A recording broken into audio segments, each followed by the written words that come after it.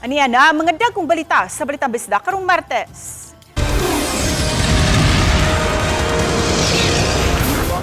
Gidaghanon sa mga namatay sa pagkahugno sa landfill sa Barangay Binalyon, Nagsaka. Cebu City gipaubos na sa state of calamity. Not guilty kini ang tubag ni Sara Diskaya ug kaubanan dihang giarin kaganiha. Ug Tagbilaran City, Bohol, nagbansay alang sa ilang labing unang pagsalmot sa sinulog. Kini ang GMA Regional TV, Balitang Bisdak. Mayong hapon, ako si Cecil Kibod Castro. Misa ka na ang gidaghanon sa mga namatay sa landfill incident sa Barangay Binalyo ning Dakbayan sa Sugbo, samtang mga uwahing naugkat nga lawas ana-ana sa state of decomposition. Ano ang report ni Alan Domingo. Kini ang mga hulagway nga nakuha sa Balitang Bisdak sa mga lawas nga natabunan sa nahugno nga istruktura sa Primeway Solutions nga anaa sa Barangay Binalyo diin anaa sa state of decomposition dihang napalgan sa mga rescuers. Dunay natabunan sa mga basura ug nadatugan usab sa mga puthaw. Gisulod na kini og cadaver bag nga giyayungan sa mga rescuers pagawas sa dapit. Diin nila napalgan ang mga lawas sa mga biktima. Naglisod ang mga rescuers bisan og nagamit na sila mga cranes tungod sa kadagko o kabug-at sa madapat sa istruktura busa mainampingon ang ilang mga lihok. Ug mag-uwan gani ato i-halt ang operation hunong dayon kay that's for the safety of the responders. And secondly, unstable ang atong working area, no? Padayon ang pagdahili sa mga basura. Base sa record sa Cebu City LGU, 12 na kakinabuhi ang nakalas sa trahedya, 25 ang missing ug 18 ang injured nga naa sa duha ka pribadong tambalanan. Si Jeremy Espinosa, kapoy na matod pa iyang lawas apan nag-antos siya sa paghuwat hangtod makuha ang lawas sa iyang bana nga si Dexter, 44 anyos. Nadawat na ni Jeremy ang posibilidad nga wa na'y kinabuhi ang iyang bana kung ugaling maugkat kini. Kini human niya nasaksihan ang pagkaugkat sa usa ka lawas nga padung na usab madugta. Gusto ni Jeremy nga tibuok pang lawas ni Dexter ang makuha aron mahaya pa nila ug masudong pa sa ilang tulo ka mga anak. Nanawagan usab si Jeremy sa Primeway Solution Management nga suportahan ang pamilya sa mga trabahador nga naapil sa trahedya. Sakit akong dugan, sir. Hindi ko gilang. Walay adlaw nga wak ko maghilang. Halos, amantaw ni mo man ako sakripisyo para sa kong anak. Ang akong panawagan, sir, paspasan nila in town. Kaya, para naasad may chance nga makuha nga tibuok pa ang among mga relatives diha. Tibuok pa akong bana nga maila pa in town na mo diha nga mahaya pagtarong na mo yun na, sir. Kinabukid sa basura nga nidahili ni atong Enero 8 nini nga tuiga. Din gibarabana sa mga eksperto nga aduna kini gitas-on nga 15 ngadto sa 20 ka andanang building. Samtang nagpadayon karon ang pag-ugkat sa mga trabahante nga natabunan ato sa naasoy landslide. Naistorya sa Balitang Bisdak ang usa ka dump truck driver nga hapit maabti sa trash slide ni atong Enero 8. Matod ni Luis nga namatikdan niya ni uyog na ang landfill dihang naglabay sila og basura ug igo lang silang nakakanaog sa bukid sa basura nahitabo ang trash line. Pag yabo na ko diha, pag dam na ko, ang basura, aksyon na siya gana, uyog na ba? Oo. Mautong loader na ko, akong ipadalig patawag ang bako kay gipakab-kab na ko. Karon kay potong nagdali-dali mig naog, pero napay ni puli na mong lain nga nagyabo gyud. Gidid-ana ang media ug bisan ang pamilya sa mga biktima nga mopaduol sa ground zero. Sa wahing pamahayag ni Konsel Dave Tumulak, ang chairman sa Committee on Disaster Response, nga wa palibkasa sa mayor ang search and rescue kay naglaom sila nga duna pay maluwas nga buhi sa trash line. Naghihapon ta sa stage of search and rescue. We cannot say it retrieval. It's unfair for the family when we say it retrieval. Kaya nga to ang mga rescuers, they consider na family sa nila kanang naa sa sod. Kauban si Clover Lumayag, ako si Alan Domingo. Balitang Bisdak. Subay sa mong balita, misaka na sa 13 ang namatay, samtang 23 ang missing sa maong insidente base sa Cebu City Disaster Risk Reduction and Management Office as of 3:50 p.m. Mi plead not guilty ang kontrobersyal nga kontraktor nga si Sara Diskaya ug ang uban pang siyam ka mga akusado sa 96.5 million pesos nga Ghost Flood Control Project sa Davao Occidental. Siluan mayroon din na sa report. Pasado alas 9 kaganihang buntag, nangabot sa RTC Branch 27 sa Lapu-Lapu City ang kontraktor nga si Sara Diskaya, ang Executive Officer sa St. Timothy Construction nga si Maria Roma Rimando ug ang 8 ka mga DPWH officials sa Davao Occidental. Kini aron personal silang makatambong sa arraignment sa kasong Anti-Graft and Corrupt Practices Act ug sa malversation of public funds bato kanila. Higpit ang seguridad nga gipatuman sa sulod ug gawas sa Palace of Justice sa Lapu-Lapu City. Sa pagsugod sa hearing kaganihang buntag, gipahibaw ni RTC Branch 27 Presiding Judge Nelson Leco ang pagbasura niini sa motion to quash information ug sa motion to transfer back to NBI custody nga giduso sa mga legal counsel nila ni Sara Diskaya, ang finance officer sa St. Timothy Construction nga si Maria Roma Rimando ug sa 8 ka mga DPWH officials sa Davao Occidental. Subay niini, gisunudayon ang arraignment sa mga akusado. Apan parehong nangayo og panahon ang mga legal counsel nila ni Diskaya ug sa 8 ka mga DPWH officials kay buot pa nilang matun-an ang desisyon sa huwes. Nihangyo sila sa korte nga isibog ang schedule sa arraignment. Bugtong ang legal counsel lang ni Rimando ang nipadayag nga anda mang iyang kliyente nga mapaubos sa arraignment. Hinoon gipadayag usab ni Attorney Cornelio nga moduso sila og motion to bail og joint ocular inspection sa site sa giconstruct nga flood control project sa Davao Occidental. Apan gibasura ni Executive Judge Leco ang hangyo sa mga legal counsel sa mga akusado sa pagsibog sa petsa sa arraignment busa natigayon gayud ang arraignment. Parehong ni plead not guilty sila si Diskaya, Rimando ug ang 8 ka mga DPWH officials. Samtang gipadayag ni Attorney Paul Sato, legal counsel sa 7 ka mga DPWH officials nga nakaretiro na ang usa sa iya mga kliyente nga si OIC Chief Construction Joel Lumugdang niadtong May 16, 2025. Gisigundahan usab kini ni Attorney Joseph Randy Torrigosa nga nakaretiro na usab ang iyang kliyente nga si District Engineer Rodrigo Larete niadtong December 6, 2025. Apan kay ang legal counsel lang ni Lumugdang ang nakaduso og dokumento nga nagmatuod nga nakaretiro na siya, busa si Lumugdang lang ang wa gipaubo sa preventive suspension sa 8 ka mga akusadong DPWH officials.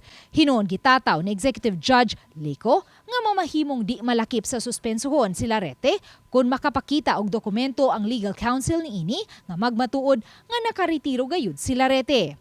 Apan ang mga legal counsel sa mga DPWH officials parehong mipadayag sa ilang planong pagpangita og legal remedy subay sa pagbasura sa motion to quash information. Maybe we'll file a motion for reconsideration or petition for certiorari.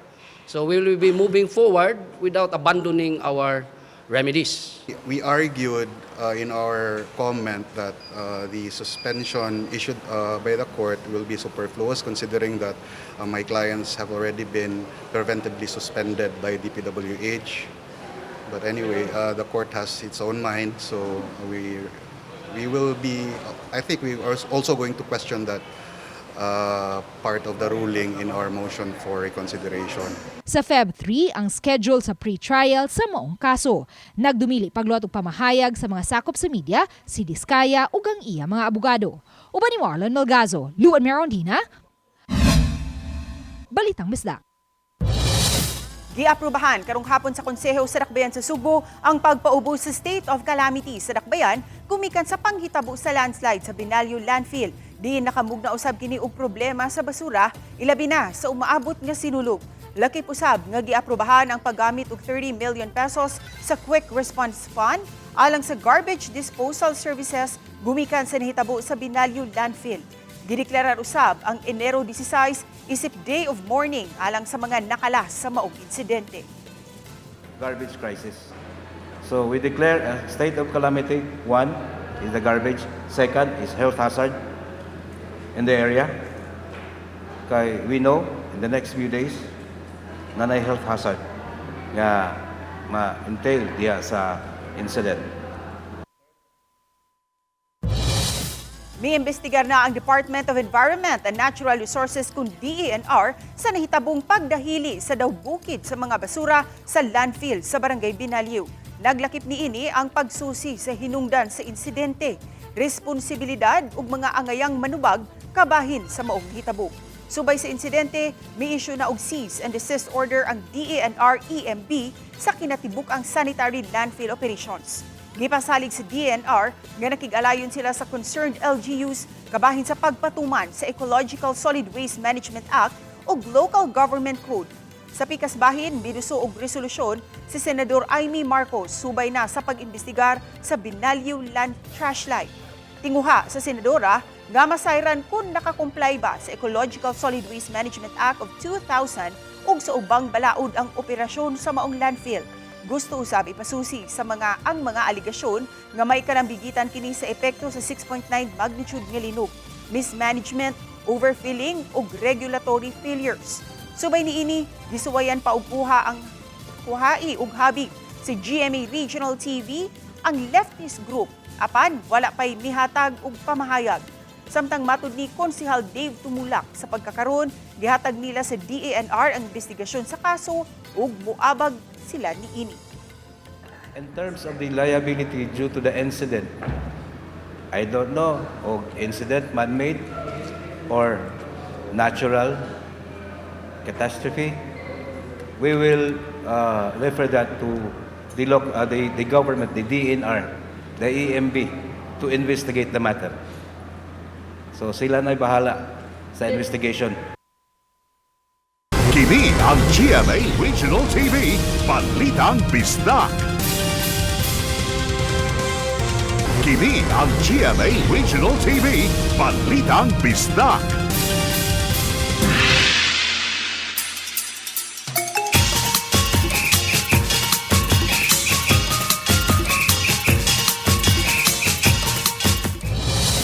Ipatawag sa Mandawi City Council ang operator sa landfill sa Barangay Binaliw nga ilausab nakakontrata para maoy tambakan sa basura sa syudad.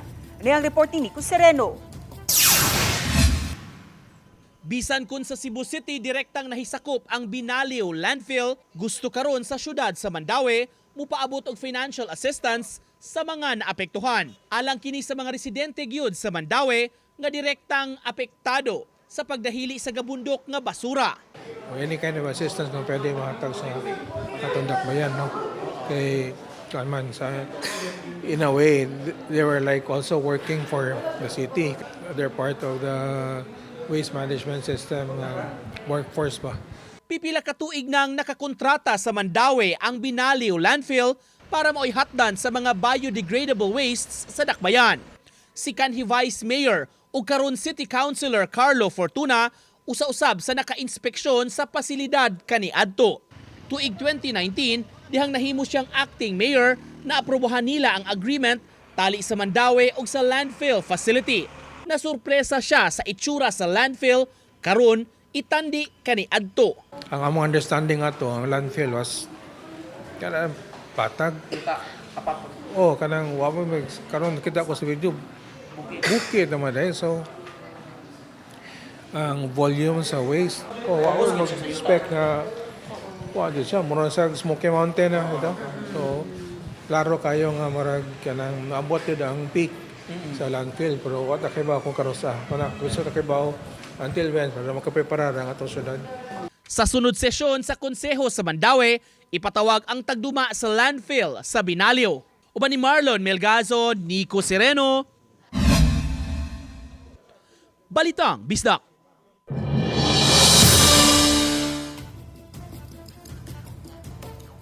Human gitakupan ang Binaliw landfill diha na sa laing pribadong facility sa lungsod sa Konsolasyon, gilabay karon ang mga basura sa Cebu City. Ang dugang detalye niini sa live report ni Nico Sereno. Nico? Yes, doon na unta initial nga mga reservations upang utana kining barangay kundi nahisakop kining pribadong landfill sa Konsolasyon, labi na nining bag-ong kalambuan karon sa paglabay og basura. Bisi na kaayo kining dan sa Barangay Polog, Konsolasyon nga among nabisita kaganiha. Sud ug gawas ang mga dagkong truck sa basura, kadaghanan gikan sa Cebu City. Duna sa mga trucks sa Konsolasyon ug sa Liloan, ingon man private nga mga garbage trucks. Ang ilang tuyo, ang pribado nga landfill sa dapit aron paghabwa sa ilang makargang basura. Lakip sab sa mag-agian sa maong karsada ang mga dagkong hauler ug mga trucks gikan sa quarry site sa unahan. Maong masinati gyud ang traffic kay may portion sa dan nga hagipot kaayo. Gisugyot sa taga-barangay ang pagpatuman sa kaagian sa mga trucks. Ang mga pasulod sa Barangay Polog paagion ug kun mo exit na adto na sa Barangay Garing para dili magsugat. Samtang ang pagyabo og basura gikan ra sa buntag hangtod sa alas 10 sa gabii. Dili mangagi kun 10 oras na sa gabii kay makadisturbo sa mga mulupyo. One-way policy. Then ang kanang monitoring sa karsada. Then ang kanang howling time nila. Kana bitaw mga basurang magkatag niya. Wala na mo claim kung kinsa ng basura ba. Nya mo na siya nga mapangitaan sa duntaan nagpaagi nga inana ba nya unsa ka safety pod. Una niini nakapangutana ang taga-Barangay Polog sa pagpasud sa taga Cebu City sa maong landfill. Ang amo ana prevention ra gyud nga dili may maka kuan mi kung sa mga safety sa among katawhan diha. Tungod sa hitabo sa landfill sa Binalyo nga dili pod mi gusto nga mausban pod diri sa among barangay kay ang kinabuhi usara baya sir. Samtang sa statement ni Konsolasyon Vice Mayor ug Acting Mayor Johannes Joy Aligado, matud niya wala musupak ang Barangay Council sa pagsud sa Cebu City sa maong landfill. Apan nangutana kabahin sa validity sa pag-operate niini. Matud sa DENR, ang Environmental Compliance Certificate sa maong kompanya balido pa. Ang nahitabo karon pag-abag sab nila sa Cebu City nga nanginahanglan gyud og kalabayan sa ilang mga basura. Ses gipasabot sa BC Mayor dugang niya nga kining set up temporaryo lang kini og magibana-bana mga duha ka semana kini nga mulanat. Labi na nga ang Cebu City padayon pasab kuno nga nangita karon og alternatibo sa ilang solid waste management program. Ses Dagang salamat, Nico Sereno. Kasamtangang nagpaalim sa tambalanan ng usa ka lalaki nga napaakan og banakon sa sugod Southern Leyte. Naila ang biktima nga si alias Jose, 35 anyos, utility worker sa Southern Leyte State University Main Campus. Matud sa Supervising Administrative Officer sa maong tunghaan nga si Leo Alvarez Umamalin nga samtang naglimpyo sa kasagutan sa eskwelahan ng biktima, kalit siyang gipaak sa banakon, apan iya dayon kining napatay. Dali siyang nagpakitabang hangtod nga miresponde ang mga school staff. Matud ni Umamalin, gidala nila ang biktima sa Eastern Visayas Medical Center sa Tacloban City, Leyte nga maoy adunay anti-venom sa tibuok Region 8. Kasamtangang anaa sa kustudiya sa maong tambalanan ang napatay nga banakon. Samtang nagpagawas og precautionary advisory ang eskwelahan kabahin sa snake encounter ug makig-alayon usab sila sa Health Services Office. Tulo ang nasikop sa sunod-sunod nga operasyon sa kapulisan sa Dakbayan sa Talisay. Usa nakuhaan og armas, samtang duha nakuhaan og illegal nga drogas. Sa unang operasyon, subay sa warrant of arrest, batok sa usa ka alias Ben, 44 anyos, e-bike driver, nakuhaan siya og 38 revolver ug may duha ka mga bala. Ikaduhang operasyon, nasikop si alias Alex, 50 anyos, sa Sitio Ratan, Barangay Tangki. Kinsa nakuhaan og illegal nga drogas nga mitimbang og 0.15 grams, nga may balor og 1,000 pesos. Samtang sa ikatulong operasyon, nasikop si alias Chel, 40 anyos, nga nagpuyo sa Sitio Galaxy, Barangay Tangki, kinsa nakuhaan usab og 0.1 gram, nga mobalor og 680 pesos. Subay usab kini sa Oplan, Bakal, Sita, ug natimingan usab ang mga dinakpan. Tukmang mga kaso ang ipasaka batok kanila. Kini ang GMA Regional TV, Balitang Bisdak. Ang GMA Regional TV, Balitang Bisdak. Subsub na ang pagpangandam sa contingent sa Mandawi City para sa Sinulog Grand Parade. Matud sa mga opisyal, moabot sa 95% na nga andam ang contingent alang sa Sinulog Grand Parade karong Domingo. Gani mato ni Mayor Junkie Uwano, nakatambong siya sa dress rehearsal sa dancing contingent nga mismo siya mibilib sa ilang performance. Sa sinulog-based category, subling mo apil ang Mandawi karong Domingo. Ubo sa pagduma sa choreographer nga si Georgine Pascual, magsentro sa yugto sa kasaysayan ang konsepto sa Mandawi contingent. Tanawan kay dinyo kay dugay-dugay gining pangandaman nato no since October of last year bisag pa man nagatubang tag daghang katalagman. Padayon nagbansay ang Tagbilaran City Bohol contingent sa ilang 11 pagsalmot sa Sinulog 2026. Ilang giapilan ang Sinulog-based category. Naglangkob ang mga partisipante sa 100 dancers, 200 propsmen, 100 instrumentalists ug mga staff. Nasayran nga ang naglakip ang Tagbilaran City sa 13 ka mga out-of-town contingent nga mosalmot sa Sinulog karong tuiga. Ug andam na sila nga mopasundayag sa ilang sayaw karong Domingo.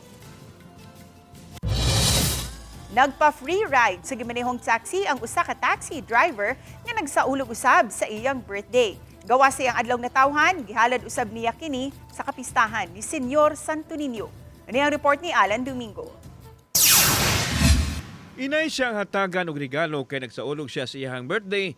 Siya naman hinuon ang naghatag og regalo sa mga pasahero. Siya si Abdon Alcontin Verdida, nagsaulog siyang ika-59th birthday. Enero 12, kinsa gigugol niya ang tibok adlaw sa pagbahas-bahas sa kalsada, pagpa-make up og pasahero nga walay bayad. Gani na sorpresa og nalipay ang mga nakasakay niya nga mga pasahero nga naa pa day tao nga sama kang Abdon. Isip pasalamat malutong nga pagdaig o pagtimbaya ang ilang gihatag sa taxi driver. Happy birthday, Kuya, and continue i-share yung blessing. Like, So, more surprise. good health sa Yeah. Surprise ka nga birthday niya ikapay na libre. Oh, actually, naikog ko. Aron masayran sa mga tao ang iyang free ride, nagpataod pa kini og tarp sa iyang taxi. Ikapito na katuig nga gihimo kini ni Abdon kay kabahin na sa iyang panaad nga magpa-libre og sakay sa mga pasahero tibok adlaw panahon siyang birthday. Gani manghatag pa siya og kwarta katong sobra siyang tag 20 pesos kada adlaw nga tinigom sulod sa usa ka tuig nga maoy gipap full tank usab sa taxi. Pasalamat ko sa Ginoo nga Senyor Santo Niño nga niabot ko ani karon idara og akong pamilya walay mga dautan nga kuan mayong lawas. Yanong tao si Abdon nga nangabang ra og taxi apan dato og kasing-kasing nga gipasigarbo sa iyang pamilya. Sa iyang adlaw natawhan, aduna siya dako usab nga mensahe. Hinaot ko sa atong gobyerno no nga wala na taning korupsyon. Sa atong presidente, Mr. President, tinud-an na imong gipasalig nga imo ganing kuano ng korupsyon. Kauban si Clover Lumayag o Rod Prado. Ako si Alan Domingo. Balitang Bisdak. Gipahibaw sa taga Cebu Police Provincial Office nga anaa sa ilang kustudiya ang pulis nga giingong nangulata og naniun og armas sa usa ka PWD sa lungsod sa barangay Labangon sa lungsod sa Tabogon. Posibleng mag-atubang og kriminal ug administrative cases ang wahinganling pulis nga sakop sa Tabogon Police Station. Gisakmit usab ang iyang armas ug ubang mga butang. Gikondinar ni Police Colonel Abubakar Mangelen Jr., CPPO Provincial Director ang gihimo sa iyang sakop.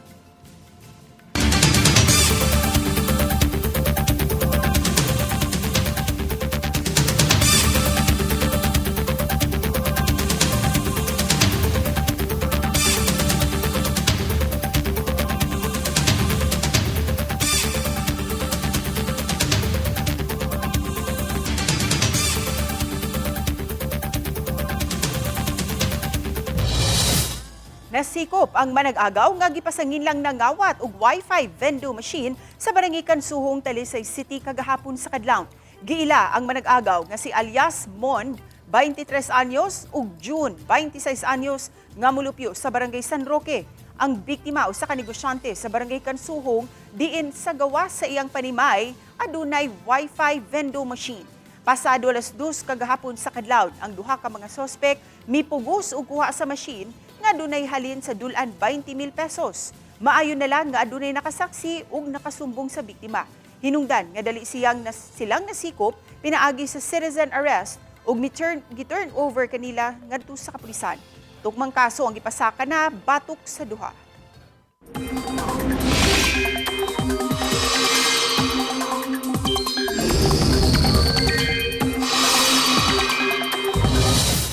Adunay bagong low pressure area nga gibantayan karon ang pag-asa sa gawa sa Philippine Area of Responsibility. Katapusan kining nabantayan sa gilayong 1,100 kilometers east-southeast sa southeastern Mindanao. Posible kining musud sa PAR sa musunod nga mga adlaw. Nagpabilin ang kahigayunan nga mamahimo kining usa ka bagyo ug sa higayon nga mahitabo kini pagatawgon kini og bagyong Ada.